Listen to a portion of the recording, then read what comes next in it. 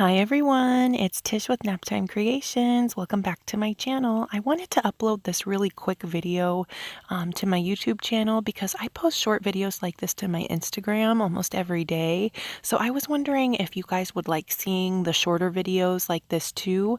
The full tutorial on how I make these coasters I uploaded yesterday, so I will link that down below in the description. But it's basically the same exact thing as in the video that I posted yesterday, except this one I'm just doing an all glitter top coat. So what is in the mold already has previously dried, it's cured, and I had some leftover clear resin, so I added some Girl's Best Friend glitter from Glitter Chimp, and I'm doing an all glitter top coat on this coaster. So I poured in about 3 ounces on top of what was already dried in the mold, and I'm going to let this dry for 24 hours and we'll be ready to demold it. So here it is about 24 hours later, all nice and dry. And look at how pretty that glitter is. It's a really pretty glitter. I will link it down below in the description if you guys want to check it out.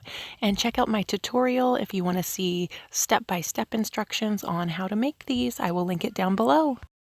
Thanks so much for watching. Let me know down in the comments if you guys like these shorter videos too.